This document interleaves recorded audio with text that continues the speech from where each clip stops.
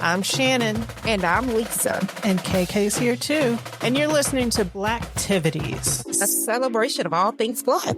Black culture, Black history, Black perspectives, and Black panache. Celebrating our Blackness doesn't mean exclusion. Everybody's invited, but you gotta come in and have a seat. So let the Blacktivities begin.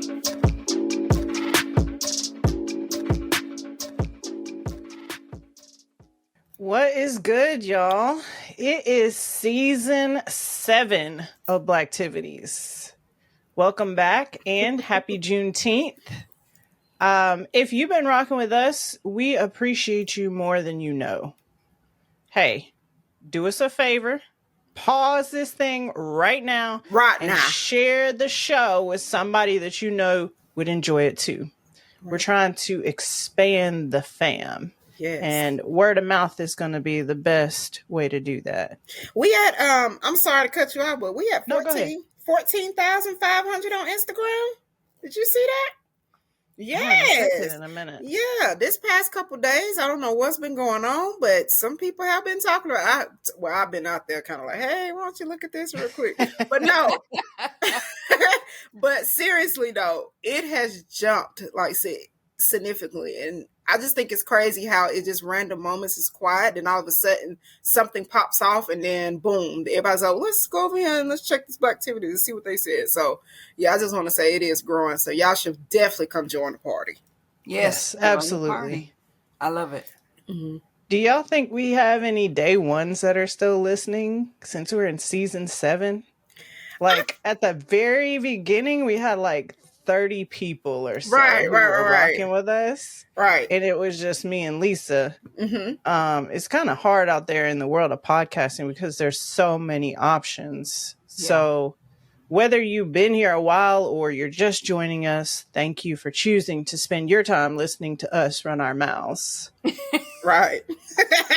Love it.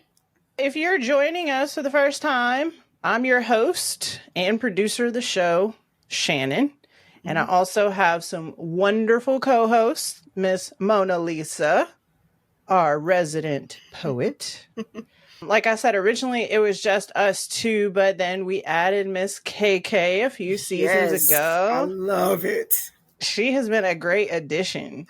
On a side note, KK is also a poet. Mm-hmm. I call her our DEI expert. Ooh. Yes. That's a bad word. Yes. She gonna get you right together. Our last episode was published in March, but it seems like there have been so many things that have happened in like topics of discussion in the Black community since we've been gone. So that's the title of today's episode. Since we've been gone. Right, Lisa, I just knew you were going to sing. I said it in my, listen. I said it in my head. I did. I was on since you've been gone. I want to put my finger up into my ear so I can say, since you've been gone. Since you've been gone. Yeah. Okay. I did say a rhyme behind it. She putting some rhymes on it. She did, and she had a little Wanya neck action going. Yeah, I had to get it, baby. It's music, baby. All right, I'm gonna be good. I promise. I'm gonna chill out. See, I was trying to be good, but you did it. You bought it out because I did say it to myself, but I'm like, nah, this ain't the time right now. We don't need you to be good. We need you to be yourself. Okay, bet. Mark this, guys. You heard of what she said. Okay. Okay. All right. What you got for me? Before we get the show started, I just want to shout out my cousin Valita, who sponsored this episode. And she has been a day one. Yes. So Valita, thank you for being so supportive. Yes. Yes. I don't want to do all the talking. Do y'all have anything that has happened to you that you want to share with the world since we've been gone? I don't know. I have had some things. I want to be careful with some of the things that I do share, though. I want to be careful. I've had some, as we say, some very significant life changes. I am very blessed and thankful for these changes. And I also want to express how happy I am to be back with you guys. Okay. That way we could talk about some of these changes off air because y'all, the public ain't finna judge me, baby. But other than that, there has been some very, very great things. And I do want to shout out to my two oldest kids who have been exceeding when it comes to education and in life. And my daughter, she got her a new car after her car was stolen. Didn't I share? I talked about that before, right? I don't know if you talked about it on air. On I air? think you shared it on social media. Yes. So she got her car. She just arrived back from Hawaii. She was there for a week. She didn't take me, but she did get me some very, very nice gifts, and she bought me a very, very nice bag. So that's what I'm gonna do, guys. I got a very nice bag.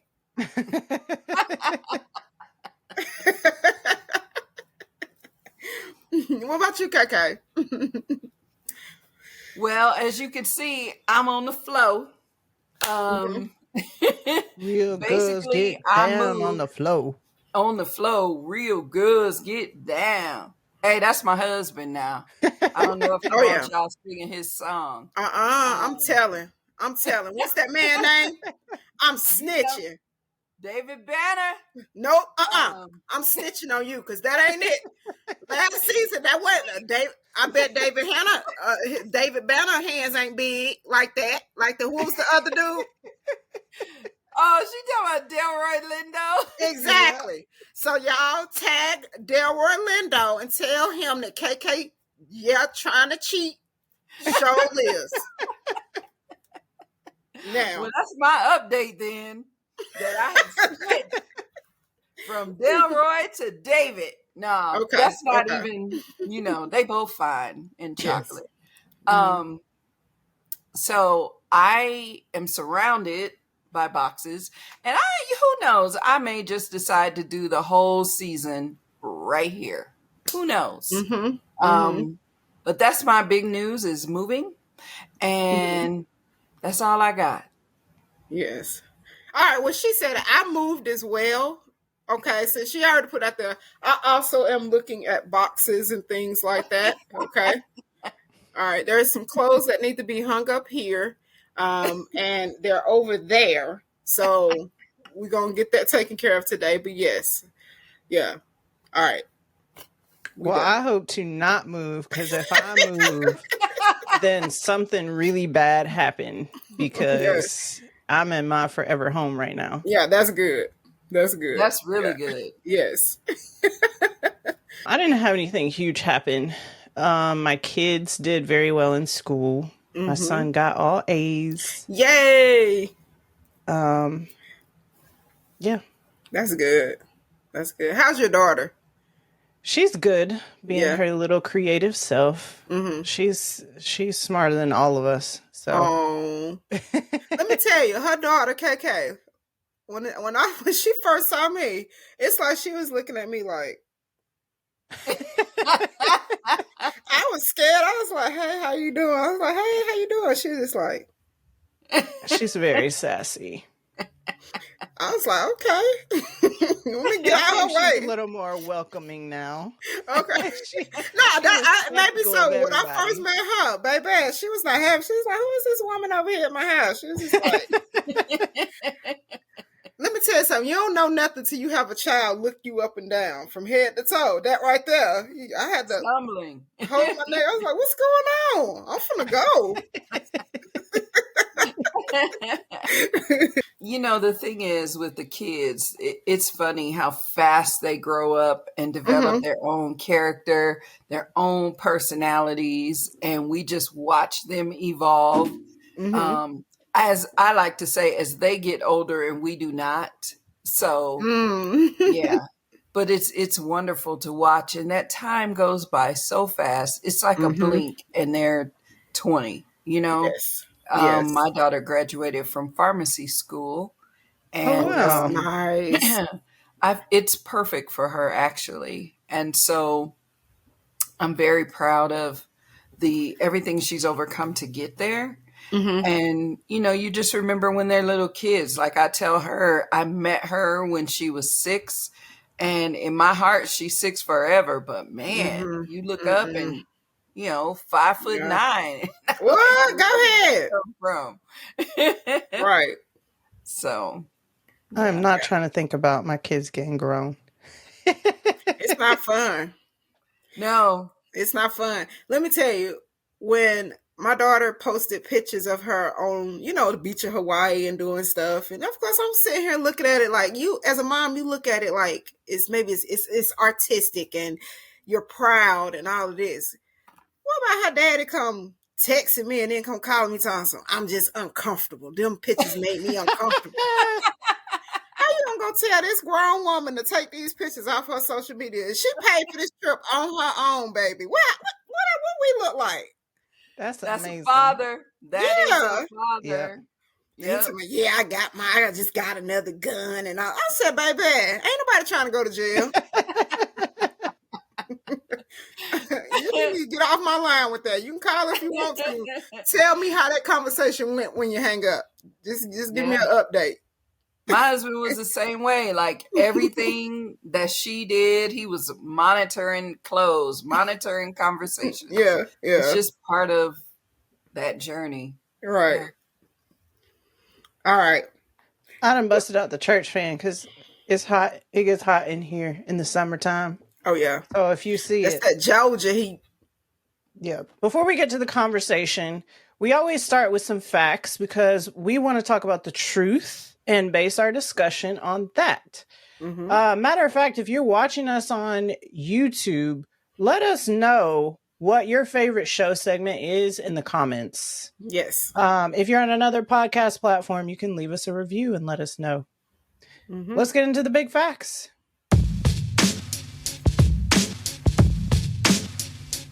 So, since we've been gone, Target lost at least $12.4 billion in market value due to a boycott. Pastor Dr. Jamal Bryant, pastor of New Birth Missionary Baptist Church right here in Atlanta. Mm-hmm. He started that campaign against Target, and we actually came together and we made a difference. Now there is a call to boycott Dollar General. Shut up. Launched. For real? Yeah. What they do? So the reason is similar to Target. Dollar General rolled back their diversity, equity, and inclusion programs. Oh, okay.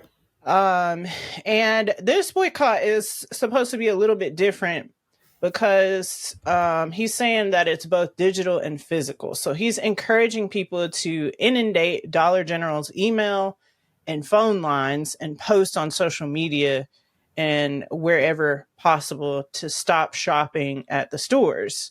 And the campaign is supposed to run from Memorial Day to Labor Day 2025. His demands include reinstating DEI initiatives, partnering with Black farmers and vendors, and investing in Black communities. He points out that only 2% of Dollar General executives are people of color, and that the company has not supported HBCUs or Black movements despite making lots of money from Black people. Interesting. Dollar General responded, stating that their mission is to serve all communities and that they have contributed over $250 million to various causes, including food banks. So that's one thing. What they need to do is increase the pay and hire more people so they can put all them damn boxes and shit up that be on the floor every time you go in there.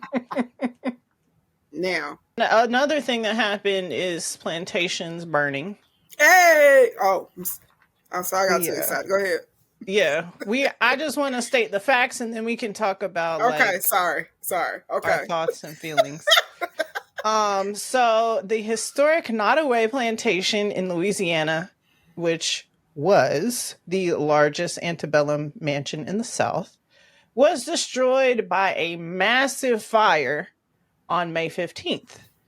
10 fire departments responded to the fire, which resulted in the complete loss of the plantation. There were no injuries reported. I think it was something that happened at night, but the cause of the fire, they're saying they believe it was something electrical, like an electrical fire, but they're saying there's no evidence of foul play. There has been a lot of grief and reflection with certain groups of people. And the Black community has been making meme after meme. I'm sure that you have seen some of these. But the site was facing a lot of criticism because they were saying that they don't really acknowledge, or they didn't really acknowledge, like, enslaved people on their website or anything, even though this was a huge plantation and people were using it for like weddings and it was like an event space. So there have been discussions about the restoration and the importance of using sites like this to educate people about the realities of slavery, like the Whitney plantation. There are close to 4,000 plantations in other places with histories of slavery that exist as museums, historic sites, and things like event spaces, bed and breakfast, or vacation rentals. There's still close to 4,000 left. Another thing that's happened is that the Diddy trial started. I know last season we were talking about the video that had dropped with him beating Cassie. There have been a lot of like headlines for this. He pleaded not guilty, of course. But they've had lots of people testify.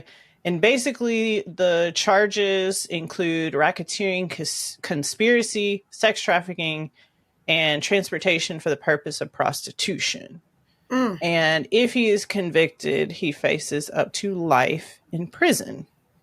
So that's something that you guys have seen on the news that's still going on. Another thing that happened was in May 2025, the Trump administration granted refugee status to a group of white South Africans. He says that they were victims of racial discrimination and violence in South Africa. Those poor people.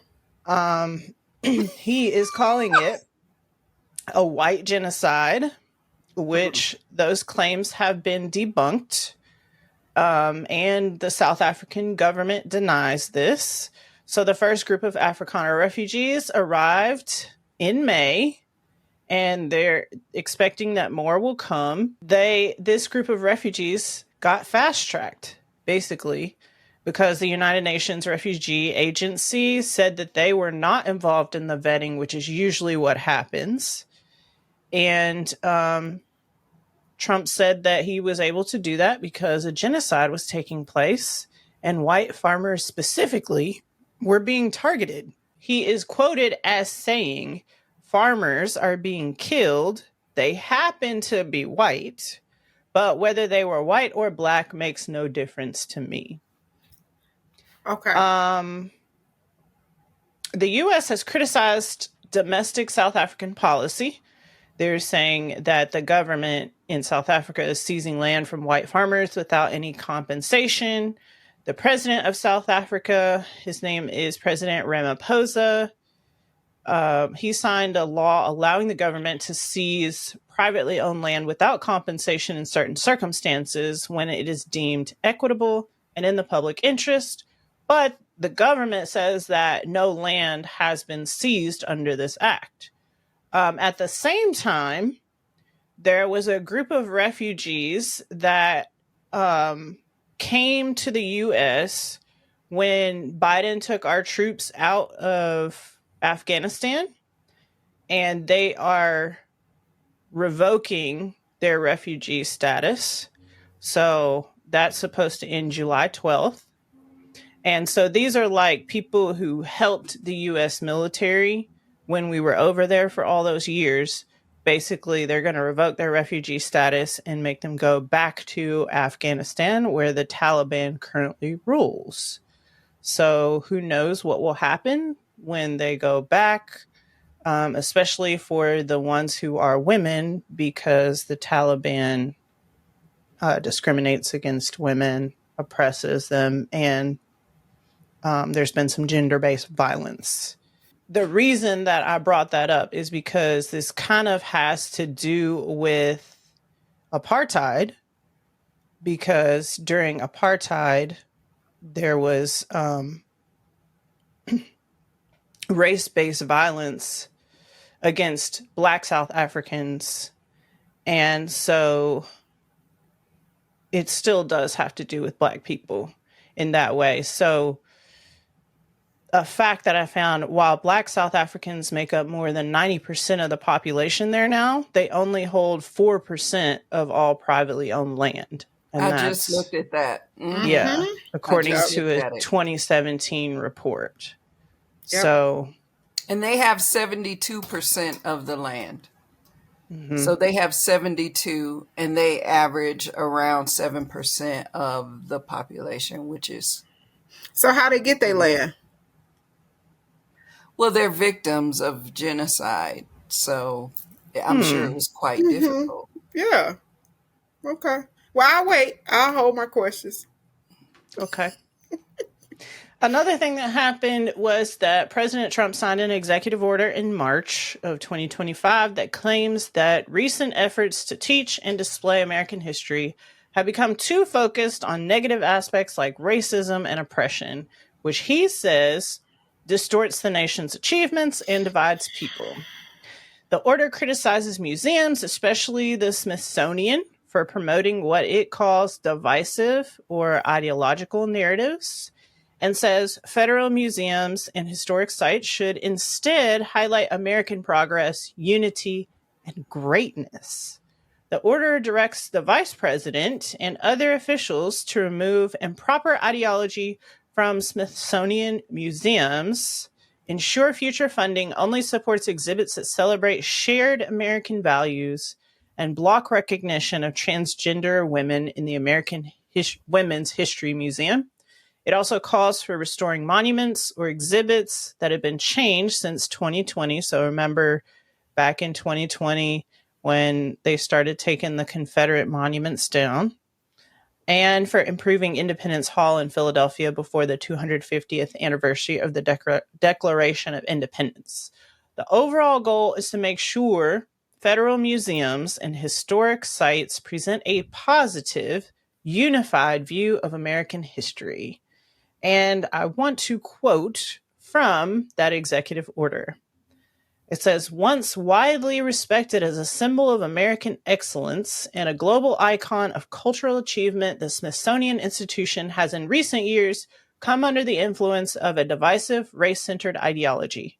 This shift has promoted narratives that portray American and Western values as inherently harmful and oppressive. For example, the Smithsonian American Art Museum today features The Shape of Power, Stories of Race and American Sculpture, an exhibit representing that societies, including the United States, have used race to establish and maintain systems of power, privilege, and disenfranchisement. Where's the lie there? The exhibit further claims that sculpture has been a powerful tool in promoting scientific racism and promotes the view that race is not a biological reality, but a social construct, stating race is a human invention. The National Museum of African American History and Culture has proclaimed that hard work, individualism, and the nuclear family are aspects of white culture. Mm. That has to be taken out of context. Because who was the hardest workers? Who was doing all the work?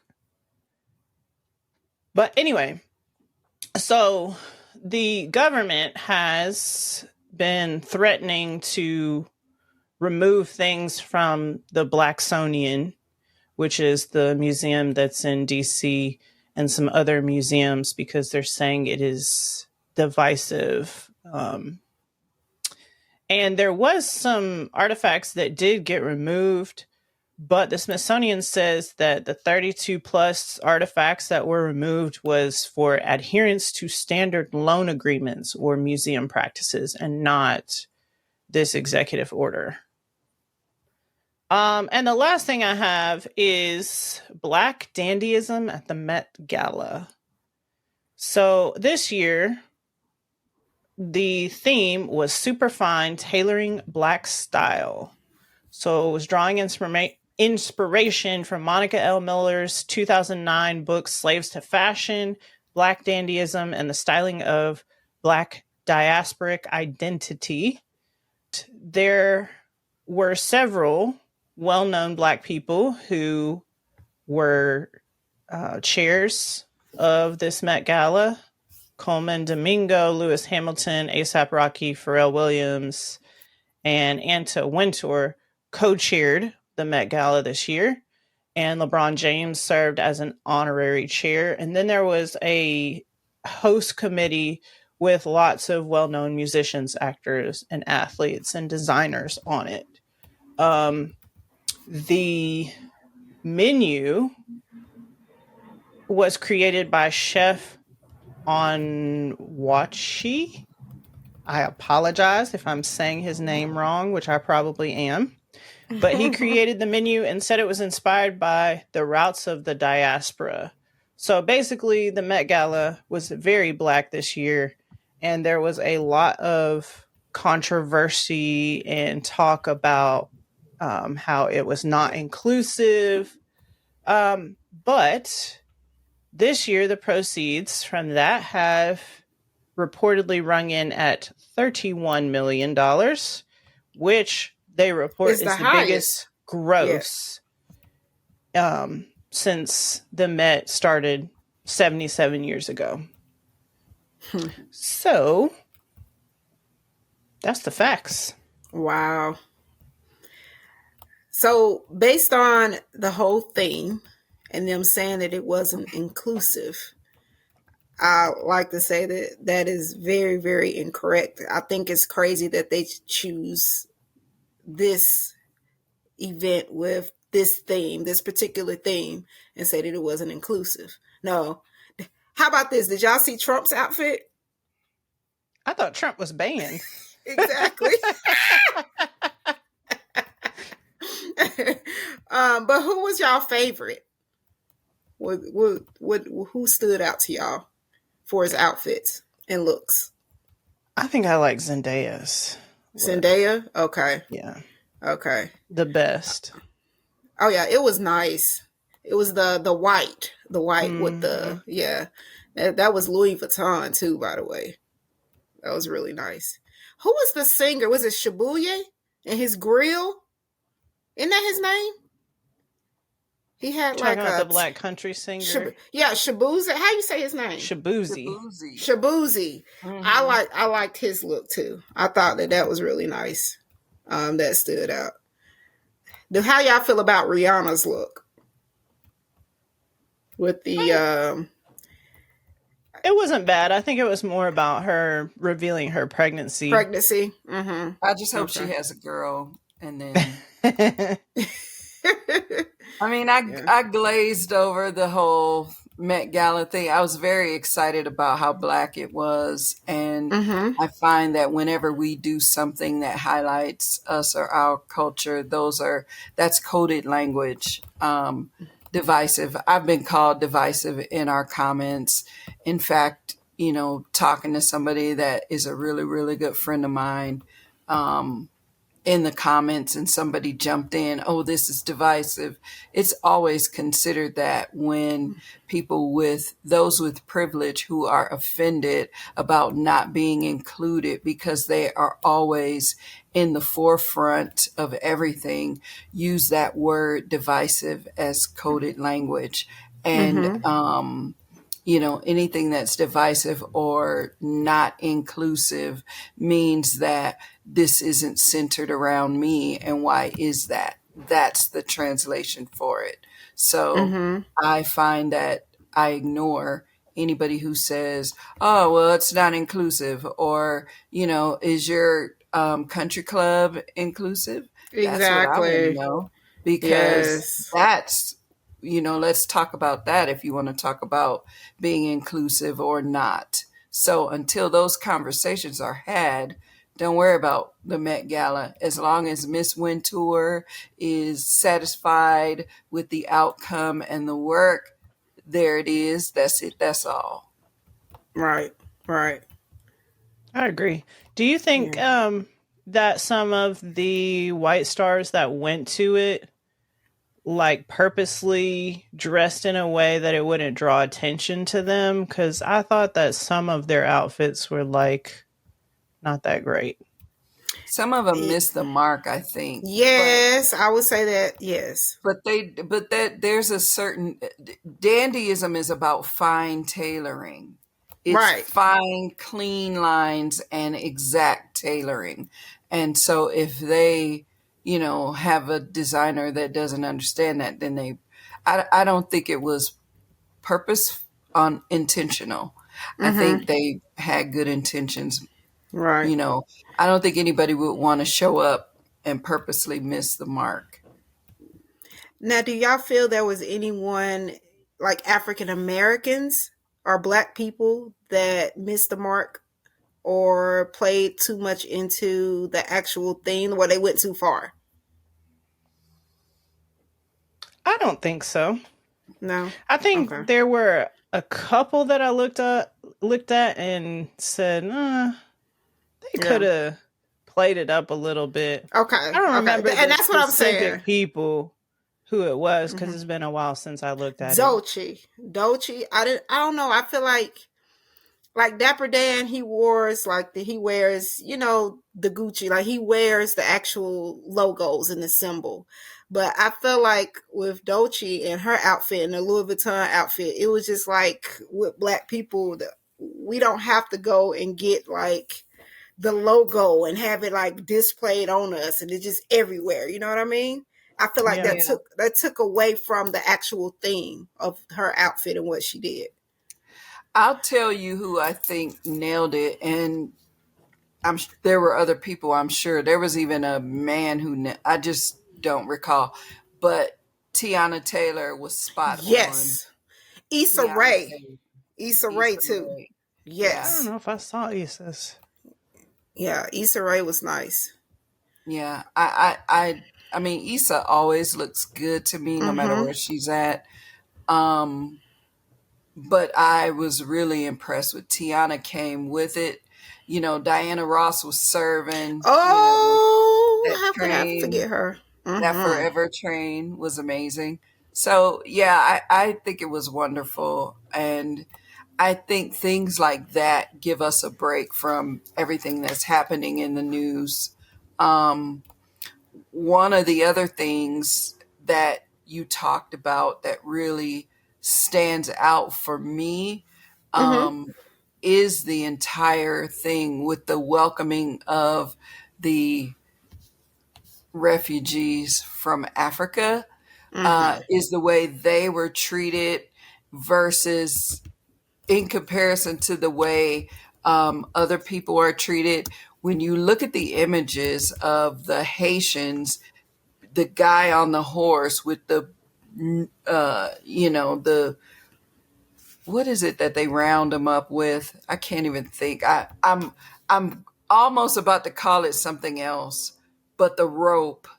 And he was trying to catch the Haitian guy versus what we see with the Africans versus what we saw with Ukraine when they had welcoming committees and big signs and stuff like that. I feel like that is something that stands out as the things that we try to get away from when we do something like the Met Gala, and we're able to look at people who are making great strides and making history, and it made history in the amount it made, as well as the overall theme and who all was involved.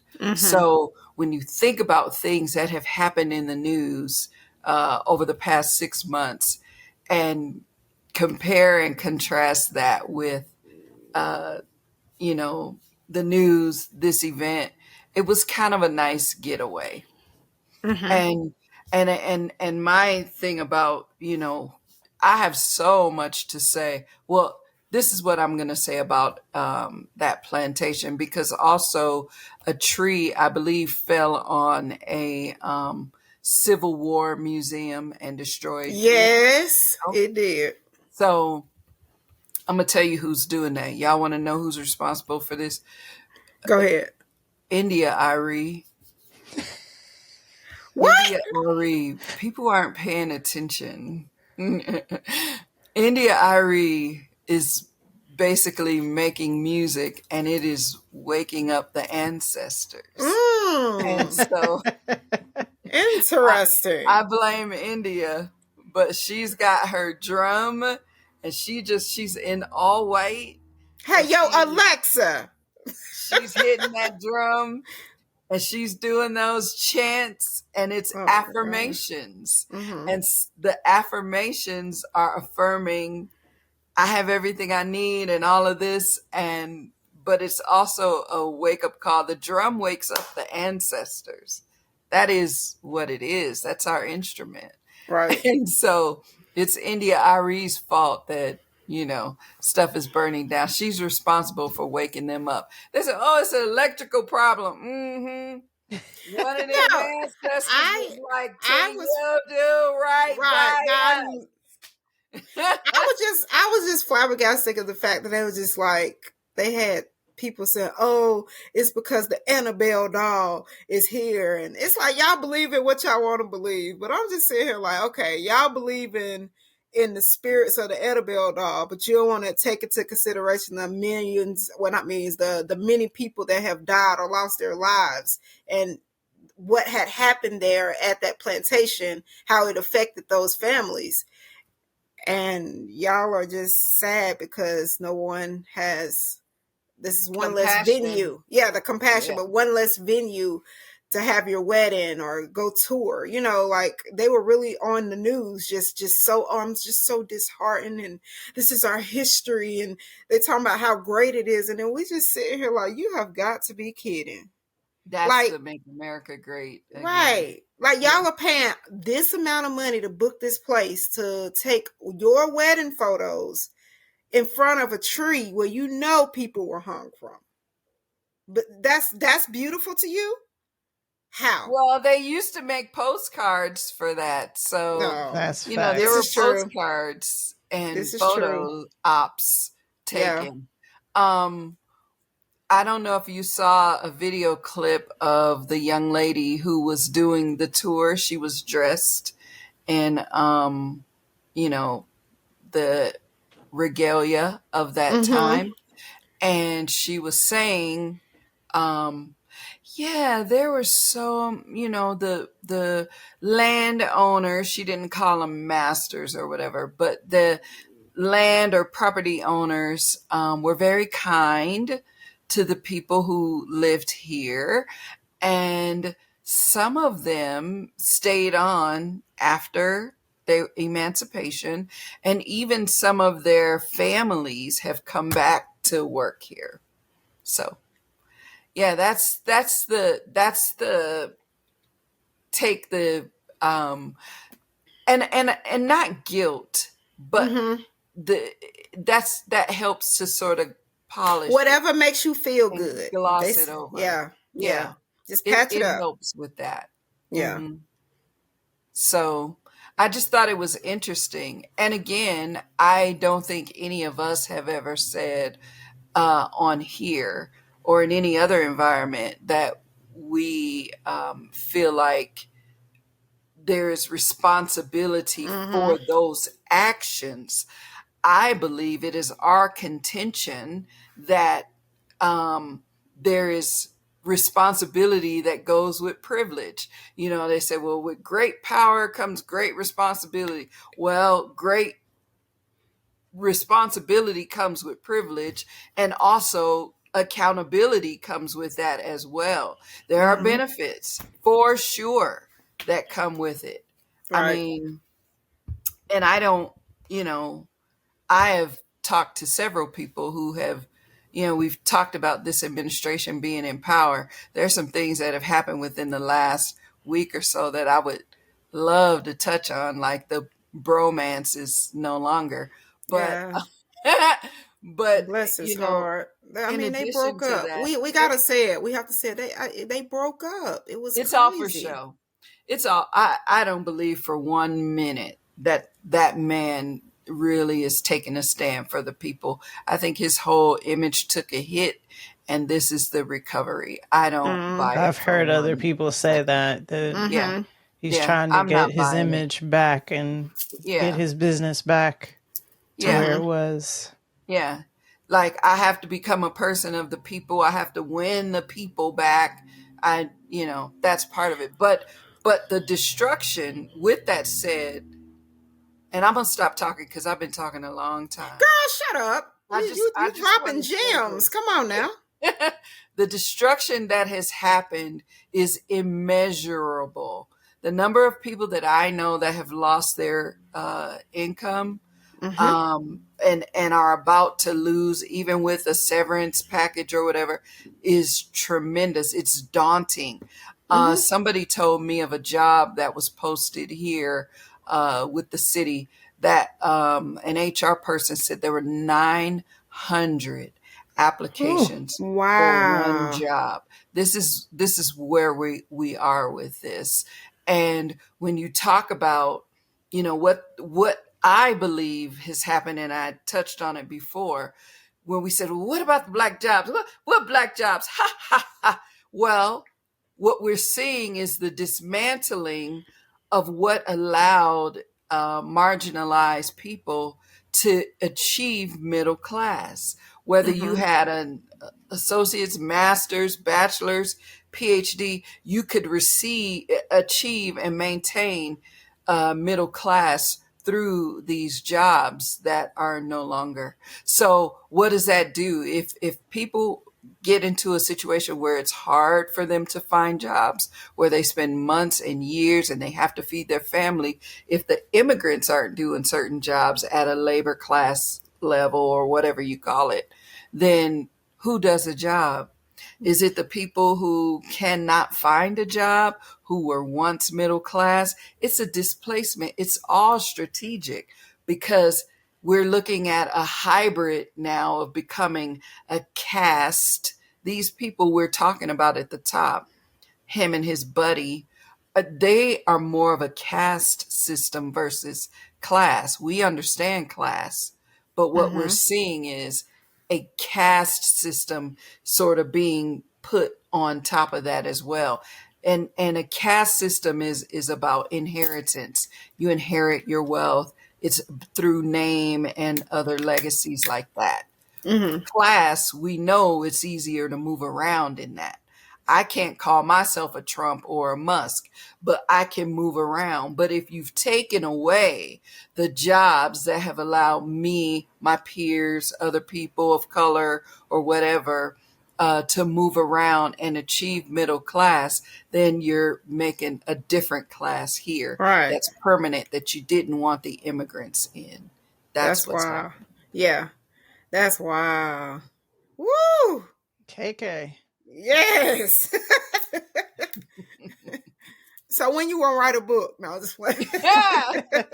Because baby, I will be right there. I mean, it's strategic. I believe everything we're seeing was in Project 2025. Everything. Yeah, everything. He did not lie about anything. Well, he lied about not knowing about it. Correct. And then put those people in positions of power. Right. I mean, it's just the way, like his whole cabin within itself, how, it's just people like him. Some of them also are criminals as well. And on top of that, the people that he placed in order of certain things. I'm sorry. I still feel like I'm being punked to the fact that Linda McMahon is over education. I really feel like I'm really being punked right now. And then when I watch, them on the floor and they're having like the different, just the little meetings, and they're questioning them about different stuff, especially her. They ask her questions and she's just like, I'm sorry, what is that? Like, she don't even know. Like, what was that? She said something, instead of saying AI, she said A1. Yes. And when I was watching that and she said that, I just put my head down and said a little prayer to myself, because I was like, ain't no way in the world this is real. I am scared. Okay? Like, I'm really scared. This is who is in place, like, it made me, as a matter of fact, that right there, watching her, and when it comes to the education and all of the things and the changes and the funding that they're pulling, that right there made me come up with my call to action. And I'm gonna wait, but I really, it is sickening, the things that they put in place and the people that they have there. JFK Jr., that man, oh my God, where do I begin? He don't know nothing. Yeah, he gets up there, like he just smoked and ate 90 packs of cigarettes, and he gets up there and he's just talking, and they asking him stuff, and he's like, I have no recollection. What do you mean? This is your job. What do you mean you have no recollection? You're supposed to know this. So it's just like very sickening, the amount of people that aren't qualified. Underqualified people replace these overqualified people, and then they don't have a job, and we're just supposed to accept that. That's just ridiculous. Right. I just be having to like go offline sometimes. I'm dealing with the administration. Mm-hmm. I got to protect my peace. Yeah, this is true. 92%, y'all. 92%. The last thing I want to say before we get to Lisa's pieces, or ask really, is the whole thing with the white Afrikaners being given refugee status. Wasn't there a mention of a possible path to citizenship with that? I heard something about that. So. Yes. Mm-hmm. Do you think that has something to do with, the whole thing that the white races, yes, like gonna be in the minority? Now, this thing, in my opinion, this thing with the South African and the land and all that, it's always been some type of war or something going on. Okay. So my question is, why are we just now doing something about it? And then also, Trump says it's not about race, but why you don't have a mixture of people? Why is it only white South Africans that are able to come back? Did Haitians get refugee status when all that was going down in the country, and still is going down in the country? No, they got rounded up with ropes. Like runaway slaves. Right. I believe what you're saying is absolutely 100% correct. That's why they were welcomed the way they were, and Ukrainians as well, for that particular reason specifically. Right. It was for population increase. Right. Yes. And I think it's crazy that the first group of people, the 50 or 60 people that did come along, and how they expedited, their paperwork for them to come. Like, we have people that is here and they submit their paperwork, where they become U.S. citizens or, permanent residents. And it takes years. And then on top of that, we didn't share this, but in Dalton, Georgia, the young lady who was a college student, she's been here since she was 4 years old. She came to the U.S. from Mexico. with her family. Now, granted, they did not do their paperwork. Everything was pending. So all of these years they have been here illegal, technically. But she gets pulled over. They detain her, and come to find out, her father also was pulled over a month prior and was also detained. And they was going to deport them. They were going to deport them. I could see if they was, constantly doing something. They just criminals. They just out here wreaking havoc. But she was a college student, And come to find out, the police officer that pulled her over, he pulled over the wrong car. He pulled over the wrong truck. And what was crazy is they released the video and the tapes, and they showed the actual traffic footage of the truck that he was trying to pull over. And someone seen the truck a couple days later running a red light. You know what I mean? It's like of the actual person that they were supposed to pull over. But anyway, I just think it's crazy how they pick and choose what they want to address and deal with. That sense of urgency with that little 19-year-old girl that is trying to get an education, that sense of urgency should be shown to the leaders here that are possibly, allegedly pedophiles and allegedly doing things that are very illegal. And it's just bananas. It's wild that we pick and choose what we want to take care of. So that's what I'm going to say on that. All right. I think it's time for Lisa's piece. Imagery or imagination, fact or fiction, celebratory trumpets blaring when each lie lies, skin tone told day in it's not an issue and missed opportunities daily outed, memorials in movies for reflecting enormity ships, Mayflowers talked about, it's taught in laws protecting teaching against the April showers where the root really matters. We can complain all day, but have chosen to sit this one out. Fear undermines that same enormity, but those different skin hues highlight perseverance and strength. So just smirk. Just wait. Let's wait for the common sense to be great again. Well, has it ever? Thank you. I was going to say, we're going to be waiting for a long time. Yeah. Great again. You're right. All right, ladies, I think it's time. Let's wrap this thing up with a call to action for the culture.